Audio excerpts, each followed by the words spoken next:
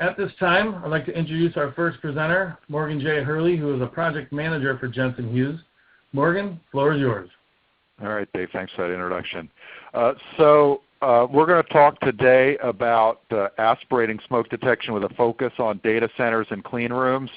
And as we go through the presentation, it'll become apparent why we have grouped these two applications, because there are a lot of similarities. Just to first start off by talking about what we hope to accomplish during today's presentation in terms of learning objectives.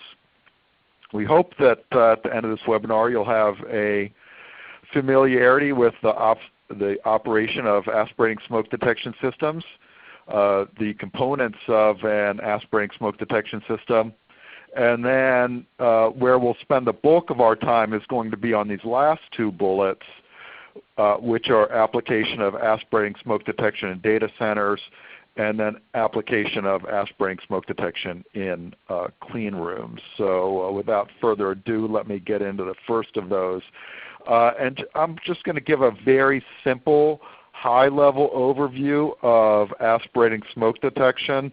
If you attended one of the webinars that we did a couple months ago, there's much more detail. And in fact, if you missed that webinar and would like that additional detail, it is archived online.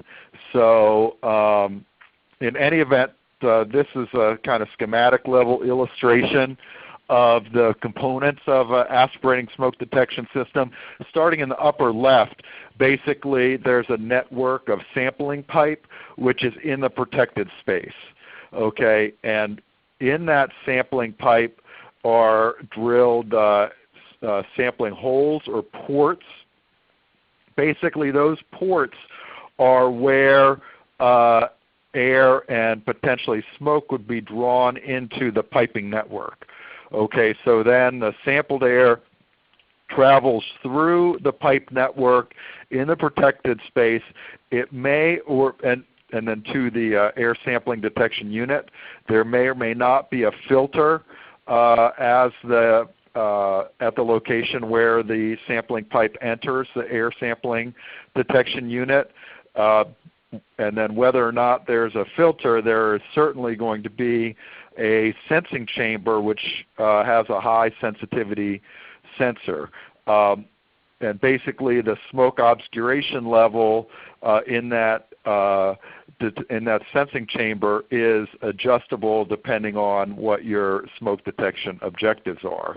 And then there's an aspirator or fan which causes the airflow. Basically this to a certain extent is an active system in that smoke has to, or air is continuously sampled from the protected space, and then it is evaluated or tested in that sensing chamber to determine whether or not it contains smoke.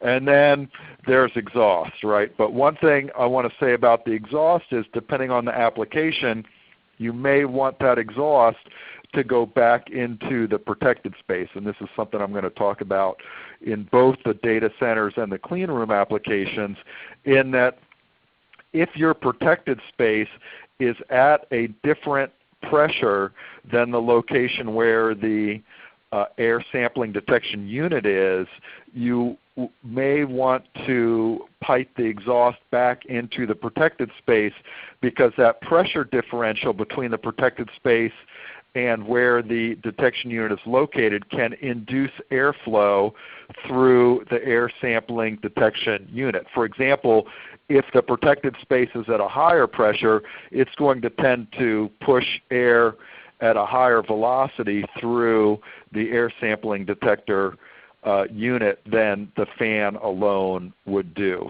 So that is a design consideration that you've got to figure out. In any event, here's some sampling pipe configurations. These are just schematic examples, but what I'm really trying to convey here is that so you run the sampling pipe through the protected space. You may have one or more pipes in your design, but a key is going to be that if you have more than one pipe more than one pipe, you need to have a balanced system so that you get equal airflow from all of the sampling pipes. So obviously it's trivial if you just have one sampling pipe, but you can see in the 2 and 4 pipe systems that are illustrated here that you would expect to get balanced airflow because those pipe networks are essentially symmetrical. So that's another design consideration. And then I just want to talk about detection principles that are used in air sampling detectors. Basically there's 4 different technologies, starting off with laser-based systems that are filtered. That would be an application where for whatever reason you need to filter the sampled air before it gets into the detection chamber. So the sampled air passes through that filter to remove all large particles, and then the filtered air sample then goes in front of a laser in that detection unit. And then the light scatter that's caused by the smoke particles is measured by essentially a photo collector, and then there's algorithms that determine whether or not that light scatter is representative of smoke conditions. Similarly, a non-laser-based system, kind of the same thing, just doesn't have a filter. Again, the air sample passes in front of a laser in the detection unit, and light scatter is measured to determine whether or not it's representative of smoke. Cloud chamber is a little different. That's the oldest method of aspirating smoke detection technology, where basically the sampled air goes into a sealed chamber that has extremely dense water vapor within it. And then if there are any smoke particles in that sampled air, they are going to cause water vapor to come out of solution, which basically will cause a mist around that smoke particle, which in essence causes it to go from being invisible because it's so small to visible because of the water vapor that accumulates around that particle. And then basically a photo cell can detect whether or not that smoke particle is present. And then lastly, dual source sensor, where basically there are 2 different light sources. Think of kind of a blue LED and an infrared laser. And basically depending on what those 2 different light sources see, then algorithms are used to determine if they're representative of a nuisance source like dust or indeed represent a smoke condition. And these dual source sensor systems can be very sensitive, detecting smoke at obscuration levels down to 0.00046% per foot or 0.0015% per meter obscuration. So again, very sensitive detection. And then lastly, as far as this overview, just want to talk about alarm sensitivity. Let's start with the bottom image, which is a traditional spot type detection system where you have a bunch of spot detectors connected to a fire alarm control panel. Each one of those detectors is going to have a sensitivity on the order of 2.5% smoke obscuration per foot, whereas in the upper image we have a piping network where instead of individual detectors we have sampling holes or sampling ports. If you wanted to achieve a equivalent level of sensitivity to a spot type detector that of again of 2.5% per foot at each hole, and basically by the time the air that's sampled from all of the ports reaches the air sampling unit detection, the air sampling detection unit, within that unit you've got to have a sensitivity of 0.25, right? That's the 10 ports divided, representing you have air entering each of the 10 ports. So in any event, that's the overview. What I want to do now is get into data centers. And just first talk a little bit about data centers, right? Data centers are ubiquitous in today's computing environment, and almost undoubtedly you're going to do many things throughout the course of a typical day that involve interaction with a data center, whether you realize it or not, right? So here's a couple examples of data centers: financial and accounting databases, sales order data processing, right, where you place an order and it goes to some data center for collection and processing. Email servers frequently are associated with data centers, kind of the back of house of your email system. File transfer systems that might be used to transfer large files all go through a data center. Data archives, and cloud computing, right? So one thing we all know from the business or even our personal lives is that interruption of any of those systems is very inconvenient, right? So a common concern with those data centers is to minimize downtime, right? And what I have in this graph here is just some representative costs for businesses ranging from small companies to large companies associated with downtime at data centers, right?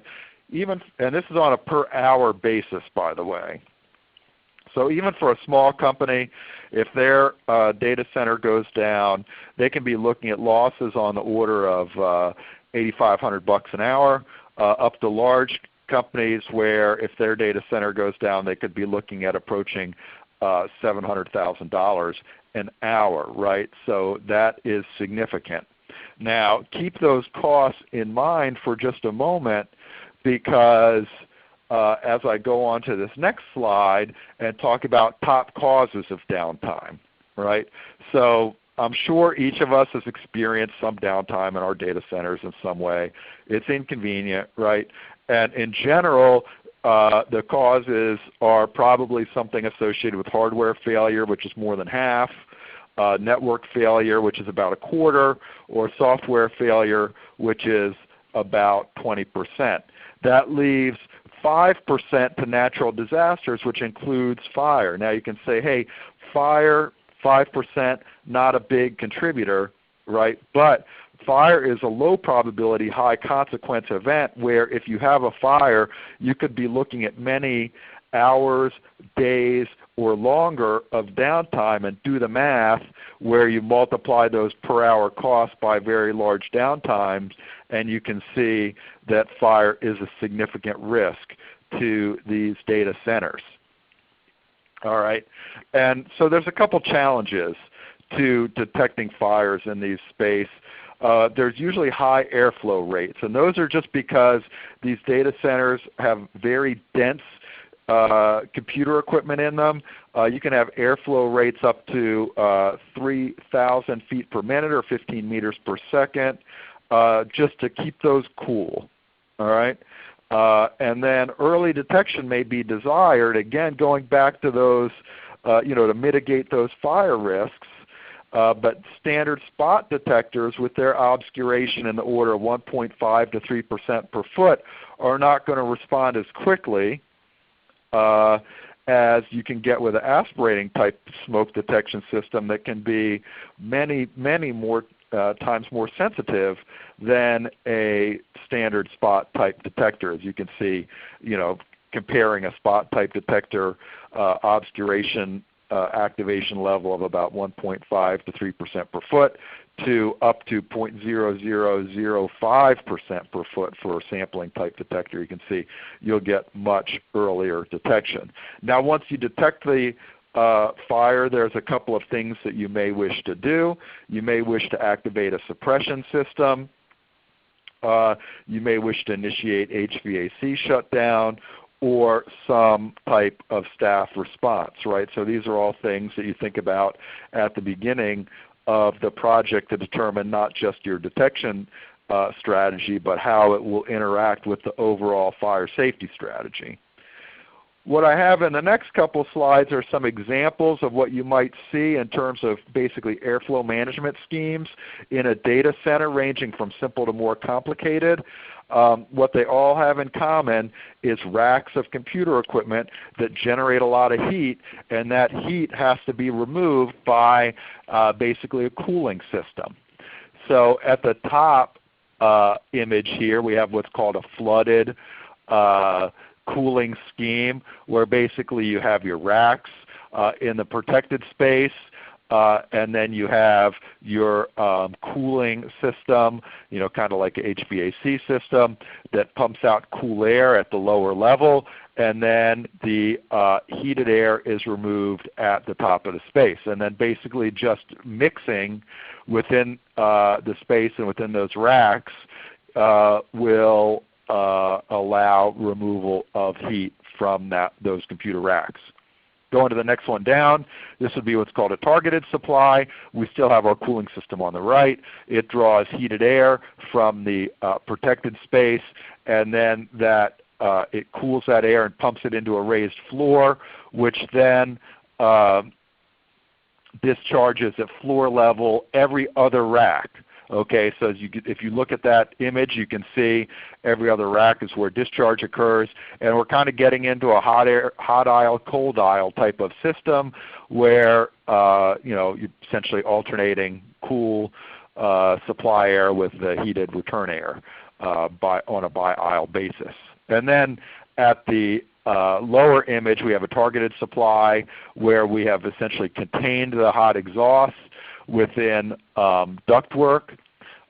So again, hot air removed at the top of the space, cooled, and then pumped into a raised floor, which again discharges at alternating aisles. That cooled air is entrained through the racks of equipment and then into that ductwork for return. All right, now a couple more configurations.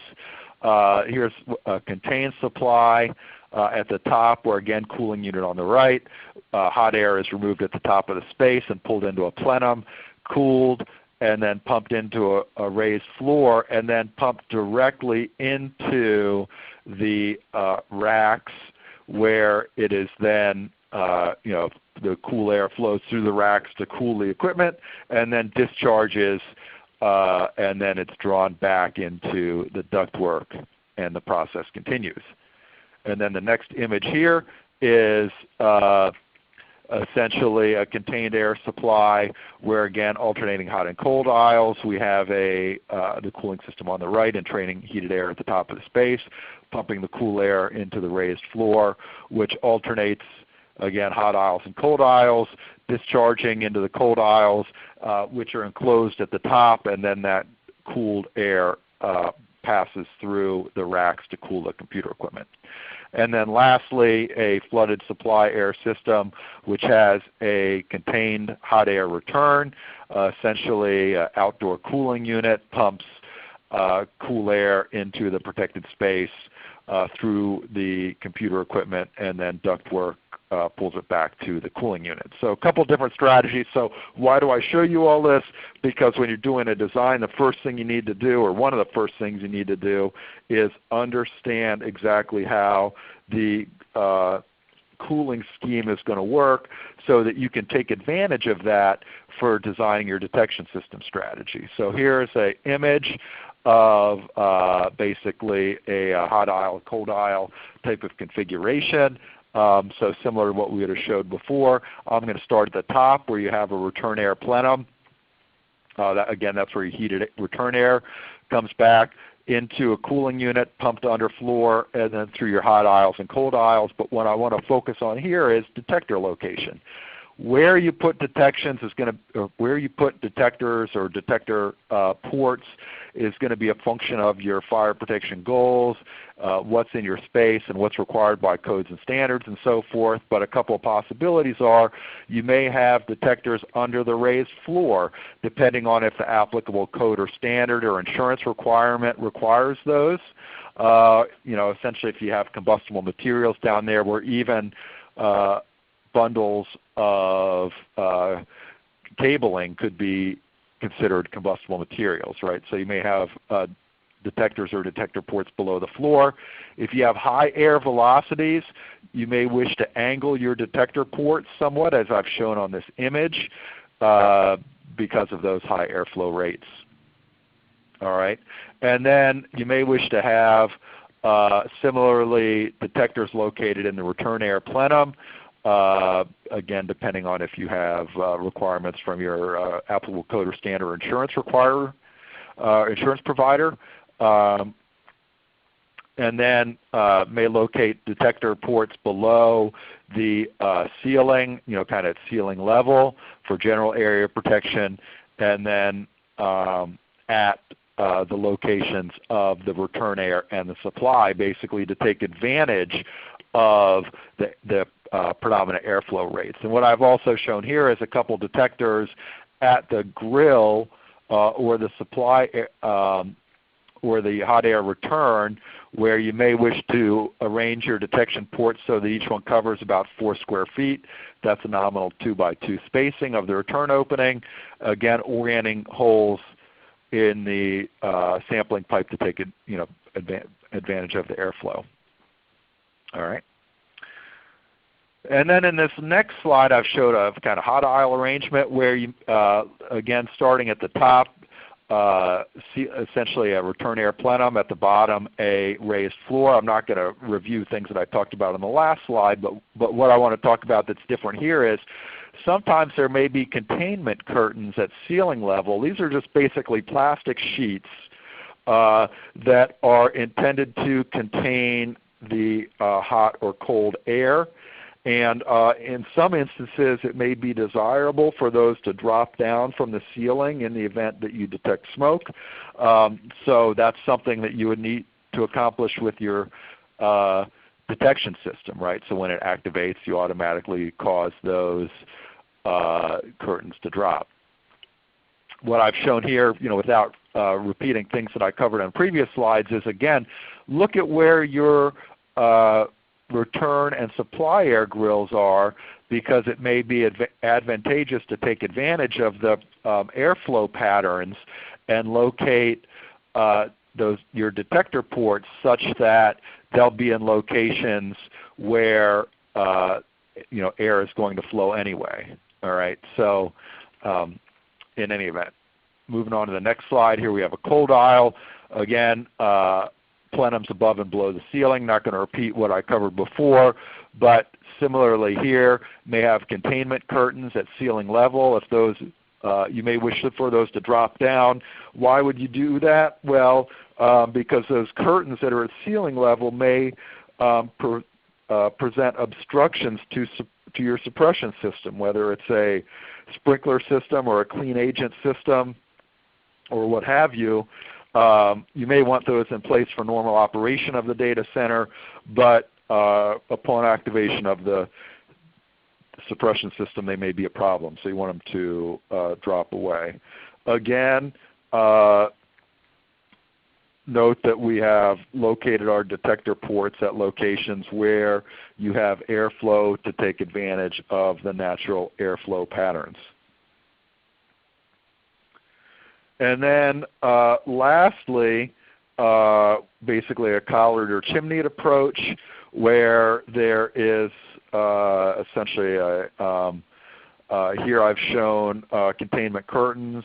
It could just as easily be ducts, where basically the heated air is exhausted at the top of the rack into the ceiling plenum.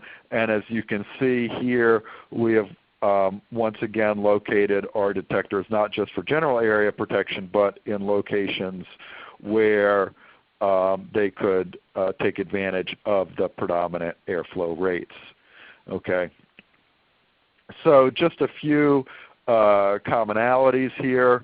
When you're figuring out where you want your sampling ports to be, I've shown a variety of different locations. It really comes down to what are the applicable codes and standards, what does your insurance carrier require, and what are your fire protection goals and objectives. So whether or not you have combustibles such as cable bundles running in plenum spaces or below raised floors, you may wish to locate detector ports in those plenums or in below those raised floors to detect a fire quickly that involves one of those cable bundles within the protected space to detect a fire that occurs within the protected space. May wish to put detection ports within the racks to quickly detect a fire that occurs inside a rack. And then similarly, even within cooling units, right? Because you could have a filter or a belt or something in the cooling unit that starts to burn, and you want to quickly detect that fire before smoke is circulated throughout your space.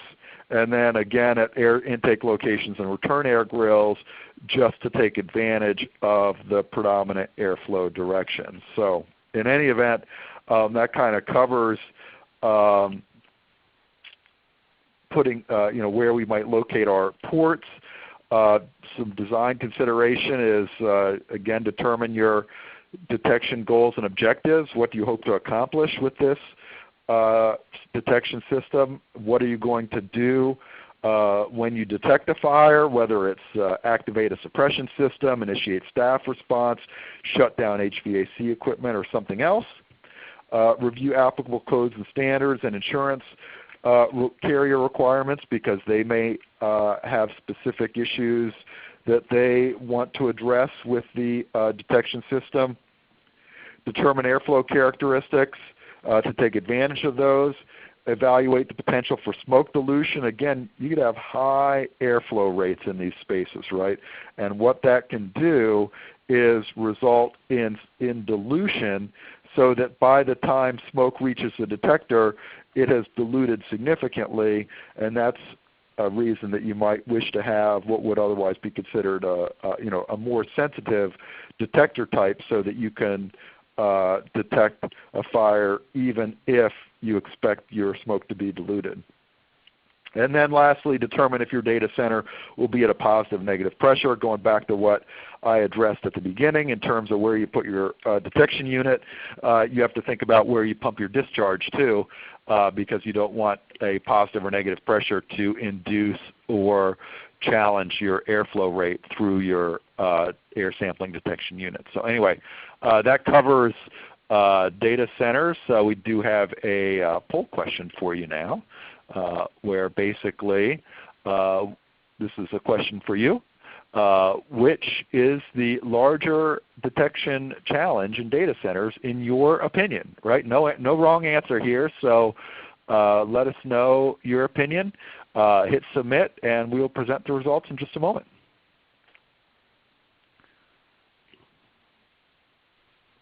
Yes, thanks, Morgan. So we'll give you a couple of seconds to fill out your answers. We appreciate you giving us your input. Show you guys the results. Looks like high airflow velocity is one of the larger challenges out there. Again, thank you for your input. And I think I'll hand it back over to Morgan, and he's going to go into clean rooms. Thanks again, everybody. All right. Great. So thanks for your participation in that survey. It looks like at least plurality of you said high airflow rates, and that makes a great segue into the presentation on clean rooms. Because why did we group these two topics, namely data centers and clean rooms? Because a common issue is high airflow rates. All right, so clean rooms, what do we mean? All right, so here's some examples of what is a clean room. Semiconductor manufacturing, basically where they make the chips that go into your computers or mobile phones. Basically when they're creating those chips, just getting a little dust particle on them can ruin the chip. So have to keep a clean environment. Pharmaceutical production also requires very clean environments. So that's another clean room application. Medical device manufacturing has to be in a clean application, and then similarly research institutions. So those are some examples, and what they all have in common is that you need to keep a very clean environment. So fire is a big concern in these clean areas because a fire inherently creates particulates and other things that make it so it's not so clean anymore. All right. So when we say clean room, though, that doesn't mean one thing, right? It's not clean or not clean, right? There's degrees of cleanliness essentially. And what I've shown here is a graph that has two different schemes for categorizing clean rooms. On the right, it's the U.S. federal standard, which actually has been withdrawn, but that classification is still used, which basically goes from 1 by orders of magnitude to 100,000. But the current classification system is this ISO classification scheme, and basically as you go from smaller numbers to larger numbers, whether it's ISO 1 to ISO 9 or the US 1 to 100,000, a smaller number means a cleaner environment, right? So if you look at the graph here, or the chart, basically it's saying as a function of the particle size, how many particles can you have per cubic meter and still meet the cleanliness requirements of that classification. So for example, you're going across from particles less than a tenth of a micrometer to lesser, basically less than 0.02 micrometers, less than 0.3 micrometers, all the way up to less than 5 micrometers. And you can see that you're permitted to have more particulate, and this is just basically count, right? How many particles of that size per cubic meter, okay? And I'm going to refer back to this a couple times, so just keep in mind bigger number means less clean, all right? So fire risks in these spaces, right? High value we're talking about here when you're talking about chip production, pharmaceutical production, medical device manufacturing, and so forth, where if you have just a mid-level ISO 5 standard clean room, you can be looking at values on the order of $10,000 per square meter of floor area, right? Non-trivial. And to look at a couple of fires that have occurred, there was a fire in 2007 that was controlled by sprinklers that dealt such a blow to what was at the time one of the predominant cell phone manufacturers that they basically had to merge with what would have otherwise been a competitor just to stay in business, right? That fire had that significant of an effect on their ability to produce product. And then just a couple years ago, a fire in a semiconductor manufacturing plant resulted in $1 billion in damage, right? That's huge.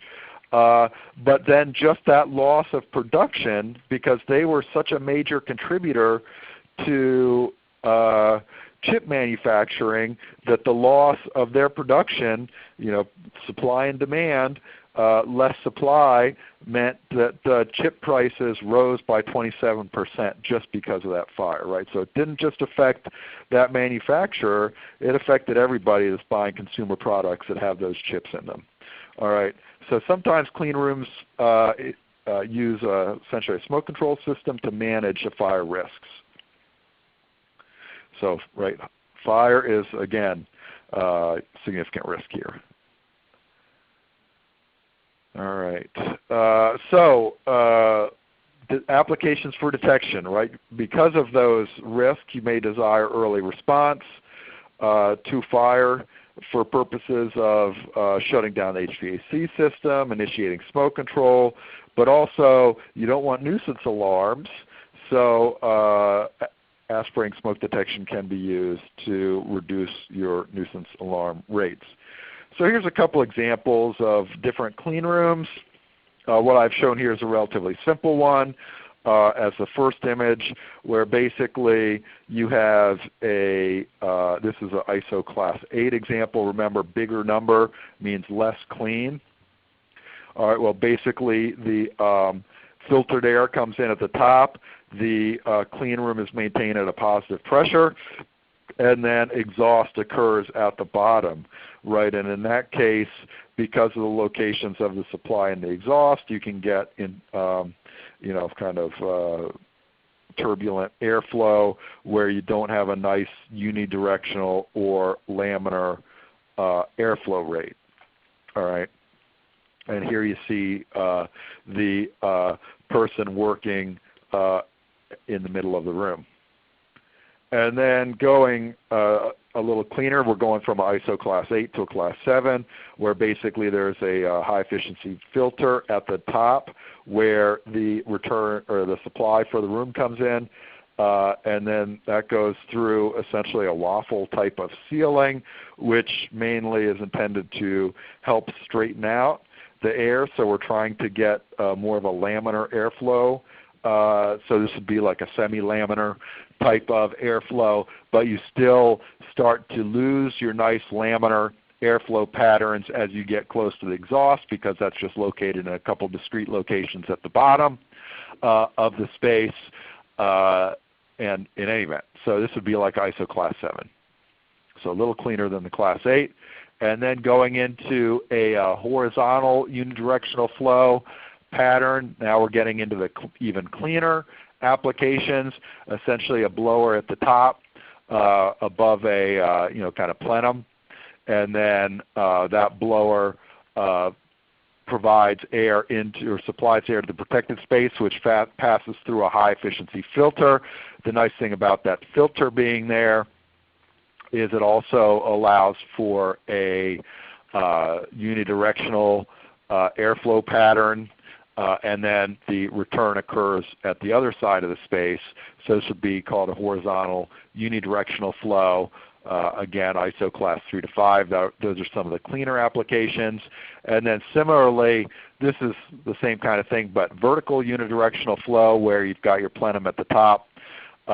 Air is supplied into the space in the above ceiling plenum by a blower, which then that air passes through high efficiency filters, and then you get your unidirectional flow in a vertical pattern, and then the air is removed below a raised floor.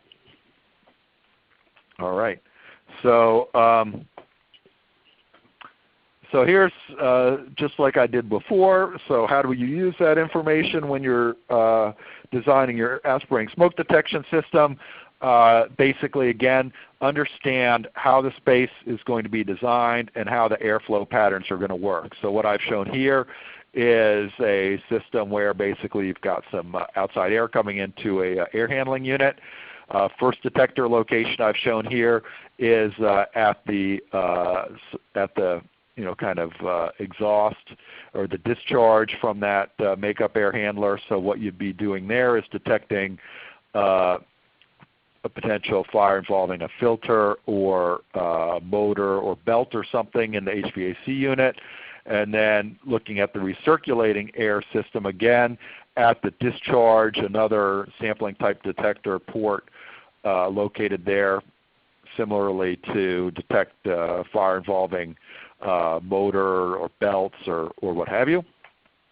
And then basically going through ductwork, perhaps through a filter into the protected space. And then what we've done here is located detector ports at the return air grill locations, taking advantage of that airflow pattern. And once again, if you have high airflow velocities, you want to make sure you angle your detector ports at about 20 to 45 degrees from the predominant airflow velocity direction.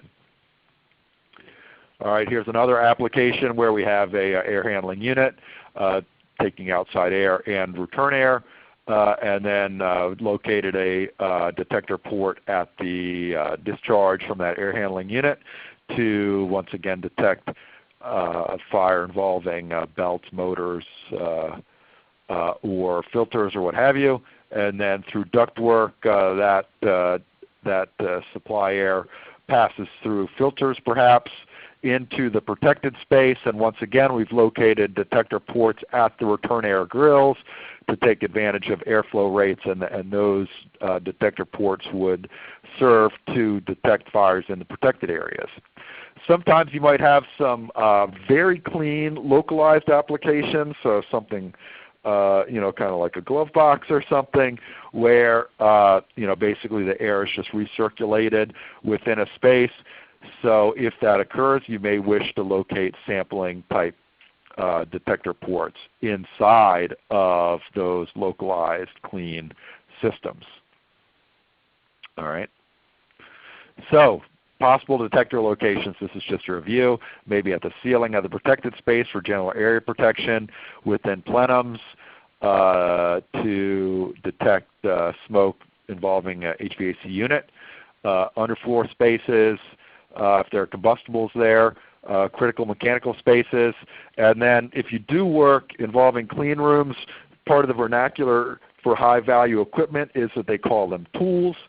So if you have some of these high value equipment areas that are colloquially called tools, you may wish to put air sampling detectors in the vicinity of those, and then again at air return grills to take advantage of airflow patterns.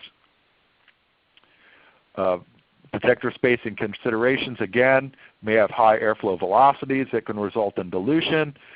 Reduced spacing of your detector ports may be necessary due to those airflow velocities if you're using standard spot type detectors, but not a concern if you're using sampling type detectors, just because sampling detectors can be so much more sensitive than spot type detectors.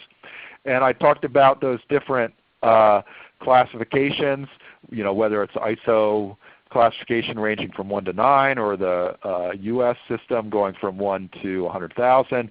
But essentially, the cleaner the environment, most likely the more sensitive you're going to want your detection strategy to be. So once again, when you're designing your detection system, determine your goals and objectives first. Review the applicable codes and standards and insurance provider requirements, because that may affect your design. There may be things you have to do because the applicable codes, standards, or insurance carrier requirements say to do them. Determine the airflow characteristics in your protected space so you can take advantage of that when you're laying out your detection ports. Evaluate the potential for smoke dilution because of airflow rates. And then once again, determine if your clean room is going to be at a positive or negative air pressure, because that's going to affect where you discharge your sampled air. So anyway, once again, we have a survey for you, this time focused on clean rooms. Great, thanks Morgan. So the question is, this is our second of 3 poll questions, and again we appreciate everybody's input. So we'll give you some time to check off. What do you see as the primary objective of aspirating smoke detection in clean rooms? First option is early detection. Second is HVAC shutdown. Third one is initiate smoke control. And then the last one is to reduce nuisance alarm rates. Again, give you a few seconds to put that in, and by a mile, it looks like early detection is the primary objective. So again, thanks everybody for the input. At this time, I'm going to hand it over to Greg Lyons, a system sales engineer for the FAAST product line. He's going to take you through a little bit about FAAST. Greg, go ahead. All right, thank you, Dave, and thanks, Morgan, for that great information. We've gotten a lot of great questions regarding these types of applications, so a lot of good feedback so far. So we're just going to take a couple of minutes and just go through a couple of items regarding the FAAST family of products. You can see as we have three basic models: the FAAST XS, which is our smallest model. It covers up to 5,000 square feet. The FAAST XM, which is our medium-sized unit, that covers up to 8,000 square feet. And then our FAAST XT, which covers up to 28,800 square feet. All those coverage areas, just keep in mind, those are all based on standard fire detection spacing for the sampling points. In these types of scenarios that we're talking about today, we're more going to be concerned with early warning and very early warning type scenarios, which means that your sampling spaces are going to be greatly reduced, as well as your requirements for transport time. But all the devices in the FAAST family are consistent and designed to operate in compliance with NFPA requirements and UL requirements as well. What you'll see is all these devices, they do have configurable detector sensitivities from 0.00029 all the way up to 6.25%. The small FAAST XS has 3 individual programmable sensitivity thresholds, so that allows for allows you to receive up to 3 different levels of alert in a given space. The other 2 larger units both have 5 programmable sensitivity thresholds, and all of the programming is done through our PipelQ software. All the devices do also have programmable delays, which can oftentimes be very beneficial in high airflow environments or when you have situations when the airflow may change drastically. We do have a very high immunity to false alarms due to 3-stage filtration, which I'll actually talk about here in the next couple of slides. We'll get into that a little bit. And all the devices do have top or bottom pipe entry, which in data centers and telecommunication facilities can prove very beneficial, especially in those scenarios where you're detecting below floor. So you can bring the pipe directly up from below the raised floor and directly into the bottom of the FAAST unit, and that just prevents you from having to mount the device upside down or do something a little kind of funky with the pipe network in making it or introducing it into the top of the device. All the devices do have the acclimate mode built in. It is an option. The acclimate mode is a technology that we've been using for many, many years on our spot type detectors as well. And this is just a technology that allows the device to learn the space that it's actually in and understand when certain particulate may be, or a certain level of particulate in a particular space may be higher. And that could be due to the time of day, the amount of activity that's actually going on in the space, things that could actually kick up some dust that may give other types of technology some issues. All the devices also have alarm and fault notifications, not only through traditional channels, whether that be through module or in the case of intelligent devices directly via the signal line circuit, but also via email as well, because all the devices do have an SMTP server built in, so each device can send up to 6 emails or text messages to people who might be intimately involved with that particular application. So moving forward, as I mentioned, talk a little bit, just a little bit about the filtering. We do have a multi-stage filtration process, and the first stage of that filtration is actually a patented particle separator. And what this device does is removes the larger particulate from the sampled air. There's a 180-degree turn that the sampled air must make in order to successfully pass through this filter. But the airflow isn't consistent enough to allow those bigger particulates to continue to flow through the system. So the bigger particulates drop down, they hit the aspirator fan, and they're exhausted directly out of the device, bypassing the chamber, therefore eliminating potential false alarm. Once it goes through the patented particle separator, then it goes into a 30-micron filter. This is actually the only field replaceable part on the entire FAAST product line. So regardless of the size of the product, it's all the exact same filter. Super easy to change. It's right on the front of the unit, and the unit itself, all the FAAST units themselves, actually monitor this filter. So the filter isn't replaced on a given time frame. It's replaced rather based on the application into which the device is being installed. So the filter is actually monitored, and you'll get a fault notification when that filter needs to be replaced. Now, once it goes through those first 2 stages of filtration, then we actually get into the chamber itself. And once we're in the chamber, we're actually using the dual source type of technology. So we're utilizing blue LED as well as infrared laser. So we're getting those 2 optics looking at the particles as they're coming through the chamber, and then the internal algorithms within the device itself actually make the determination as to whether it is some type of a foreign particulate or if it's some type of smoke, and in that case, the alarm would be realized. PipelQ software, which I mentioned a little bit earlier, this is our all-in-one design, configuration, and monitoring software. This software is completely free of charge. It's available on the System Sensor website for anyone that might be interested in downloading the software. But what you can see here is that on this particular slide, just giving you a screenshot of some of the technology and ability of the PipelQ software. You can actually manually adjust the thresholds of the detector. However, if you have a design ready to go, the design itself will actually set, or the software itself will actually set the threshold of the detector in order to achieve the desired obscuration within the protected space. So all of that is completely automated within the software. And also what the software does is it gives you, a full range of information regarding what can be expected of the device field. And during the process, what you'll see on this particular slide here is that one of the holes was the hole size was changed in one of the sampling points. And when that was done, that made a change to the system, which in effect caused these red flags that you see over on the right of the screen. And what that's indicating is that the sensitivity that is now going to be experienced as the air is passing through is beyond the scope of what we've set as a desired obscuration level.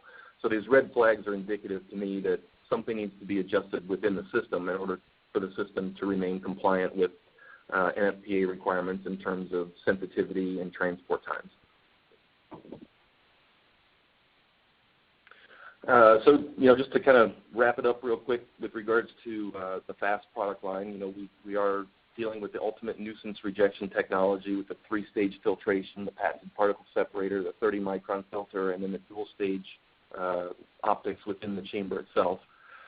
Flexible programmability for tailored system configuration utilizing the PipelQ software as well.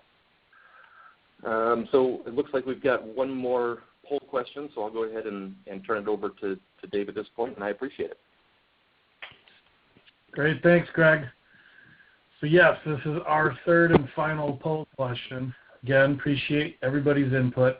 This one just has to do with how can we help you. Can we send you data sheets, product brochure / catalog, engineering specs and CAD files, links to additional training, and then the last one is have a representative contact me. So it looks like we have a little bit of time here at the end for some Q&A. Greg's done a really good job of answering some of the questions that have come in throughout the webinar, but there's a few that came up while he was doing his portion, so we can kind of go through those here in the last 5 minutes or so. So Greg, why don't we go ahead and go through some of those questions. First one I see here is there a simple way to determine coverage for a given ISO category? Well, I'm not sure I understand the question there, but I'd go back to, essentially remember again that the ISO category tells you how clean the, how clean the space is, which the larger numbers representing cleaner spaces. In general, you're probably going to want earlier detection in a cleaner environment. And then, again, probably what is the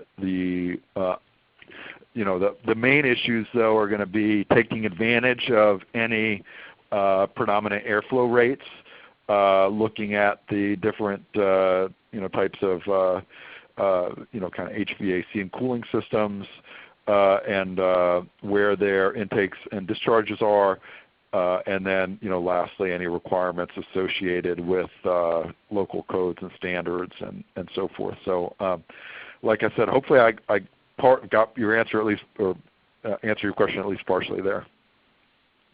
Thanks, Morgan.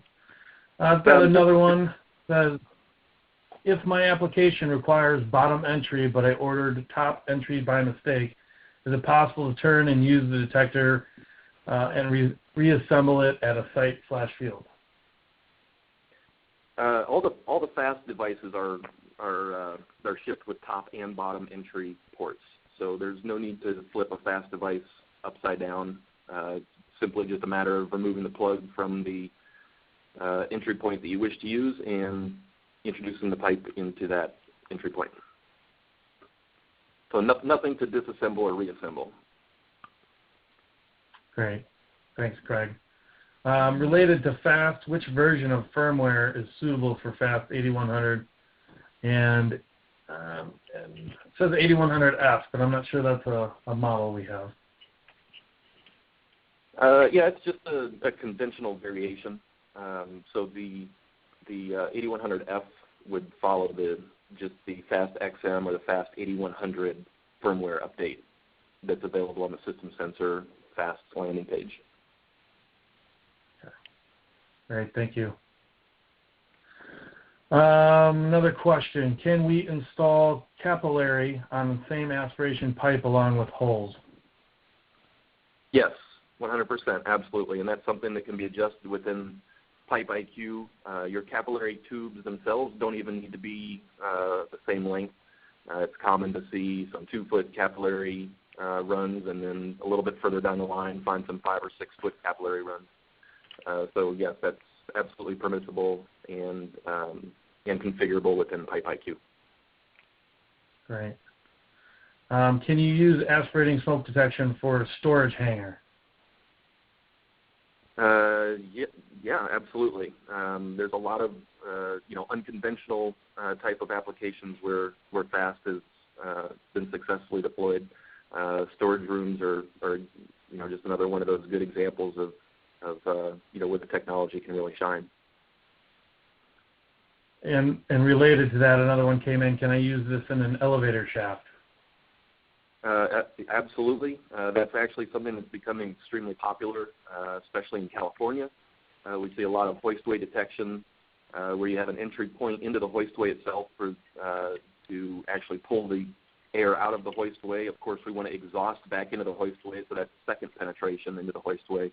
And then oftentimes we'll see a third penetration in the hoistway that may be about 6 inches below or within 6 inches of the true sampling point, and that serves as a test port. In other words, smoke can be introduced into the hoistway without a technician needing to get into the hoistway, which means that the entire inspection can be done without any type of business interruption, without having to have elevator personnel on staff, and without fire alarm personnel having to risk injury inside of an elevator hoistway. Okay. And then maybe one last one. Do we have to cover cold aisle and hot aisle with different pipes separately?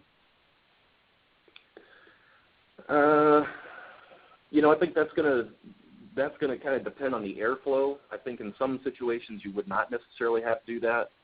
In other situations you may have to. I think it's going to come down to if there's substantial pressure differentiation between the cold aisle and the hot aisle. It's kind of application dependent. I don't know if Morgan maybe can offer anything additional on that. I mean, I'd only amplify that by saying it kind of depends on what are your goals of fire detection, right? What do you hope to accomplish? So there's no one answer to that question, right? If you just want to, in general, detect there's a fire somewhere, then don't need to have separate zones. But if you do need the resolution to figure out where it's coming from, then yeah, you would need to set up separate zones. All right. Well, it looks like we're at the top of the hour. There are some questions that have been coming in, and we'll follow up after the webinar. I appreciate everybody's time and input. On behalf of Honeywell Security and Fire, I want to thank you for joining us today. And as a follow-up, we will send you a brief survey and would appreciate you help filling that out. Thanks again for joining us. This concludes the webinar. Have a nice rest of the day.